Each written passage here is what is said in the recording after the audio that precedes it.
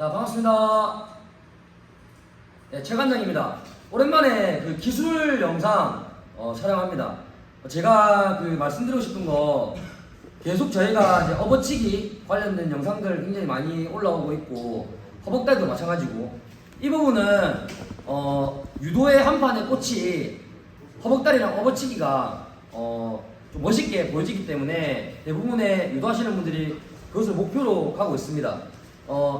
저도 왼쪽 허벅다리, 오른쪽 업어치기를 주로 하고 있고, 그리고 거의 지금 30년 유도하면서 10년씩 그렇게 주기로 기술을 연습해 왔던 것 같습니다. 그런데 지금 업어치기를 하는 거 있어가지고 우리가 왜 서서 하는 업어치기 연습을 왜 하는지, 그리고 무릎 꿇고 하는 업어치기는 왜 하는지 이런 거에 대해서 의심을 가지시는 분들이 굉장히 많습니다. 제가 여러 가지로 짧고 굵게 설명을 드리겠습니다. 자, 우리가 처음에는 업어치기 할 때 기본적으로 솔로 드릴로 하나, 둘 서서 합니다. 시합에서 우리가 처음에 6개월 이내 시합을 하시는 분들이 업어치기 할 때 서서 꼽는 거는 거의 불가능이라고 그냥 이야기를 하고 있습니다. 하지만 불가능이 아닙니다. 할 수 있고요. 자기가 어디에 포커스를 맞춰서 연습하냐에 따라서 다릅니다. 저희가 업어치기 할 때 시합에서는 일반적으로 왼손을 들어서 공간을 만들어서 업어치기를 무릎 꿇고 업어치기를 할 때도 있고요. 지금은 발 모양이라는 걸 설명하지 않겠습니다. 왜 서서 하는지 앉아서 하는지만 설명할게요. 자, 상대방이 틀어잡기 선수면은 내가 공간을 만들 필요가 없습니다. 상대방이 업어치기 선수가 아니라 위에 손을 벌리고 있는 사람은 그냥 내가 손을 내리기만 하면 돼요. 그러면은 붙여서 우리가 말한 대로 소위 공간 만들 필요도 없고 이 상태에서 바로 내리기만 하면 됩니다. 하지만 우리가 팔을 드는 이유는 업어치기 할 때 내가 공격자의 시선은 상대방도 공격자의 시선이라면은 이 상대방도 업어치기를 빨리 하기 위해서 팔을 벌리고 있지 않습니다.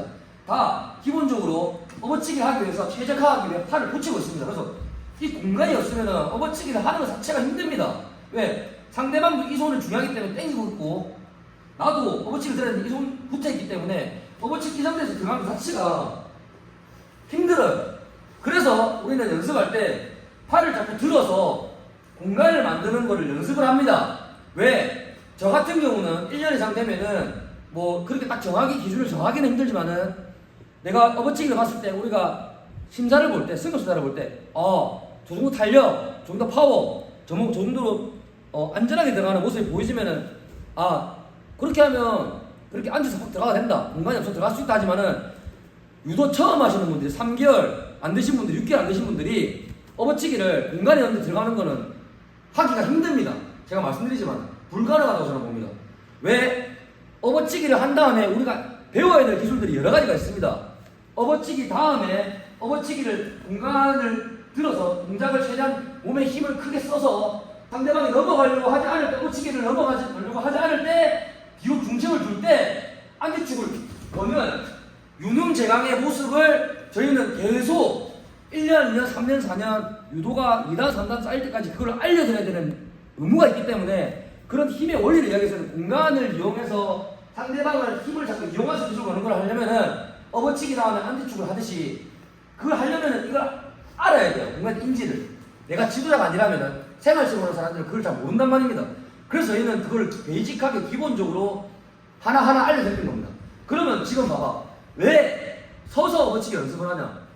지금 전일본 선수권이라든지 시합을 보시면은 작은 사람들이 큰 사람한테 작은 사람이라 한다면은 저같이 73kg급이 마이너스 90kg에 키 크고 다리 긴 사람들한테 업어치기 무릎 꿇고 하면은 넘기기가 힘듭니다.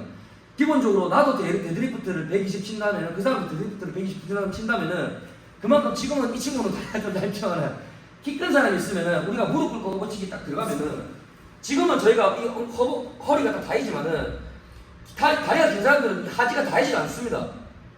이 낙차가 있단 말입니다. 그래서 이런 사람들 같은 경우는 이렇게 무릎 꿇고도 들어가면 안 되고요. 완전 다리가 들려있어요. 이렇게. 그렇게 해야지 이 사람이 딱 몸이 딱 붙습니다. 그렇게 하면 힘들어요. 기본적으로 그래서 저 같은 경우도 1m 90이나 80 정도 되는데 키가 큰 사람이라면은 무릎 업어치기 들어가면 같은 레벨에서는 업어치기 들어가면은 기본 이 데드리프트 힘으로 상대방이 딱 막아버려요. 그래서 공간이 이만큼 떠있단 말이에요 지금. 그래서 업어치기가 잘 안됩니다.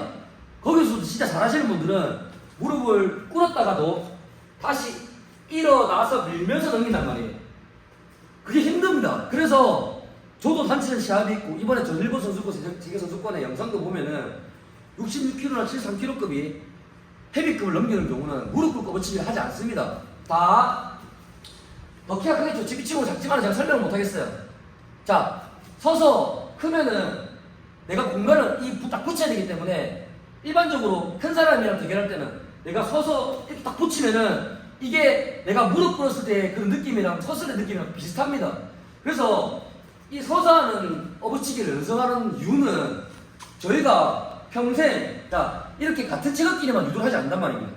유도의 진짜 매력은 작은 사람이 큰 사람을 힘을 이용해서 이기는 게 매력인데 왜 같은 체격끼리만 유도를 한다고 생각하고 유도를 하냔 말입니다.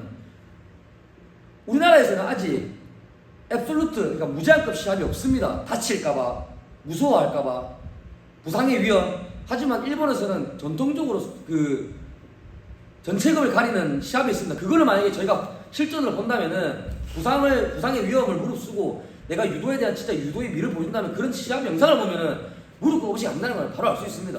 예, 되는 경우도 있겠죠. 근데 일반적으로 지금 제 거를 보시는 분들은 아마 안 될 겁니다. 선수분들 제 거 보지도 않겠지만은. 그래서 우리가 평소에 무릎 꿇고 하는 업어치기도 해야 되지만은 서서 내가 돌아서 딱 찍는 연습도 해야 됩니다. 왜? 시합 때 이렇게 뽑아서 고가식 업어치기도 있지만은 고가식 업어치기 말고 그냥 들어가서 뽑아가지고 이렇게 11자로 넘기는 업어치기도 있습니다.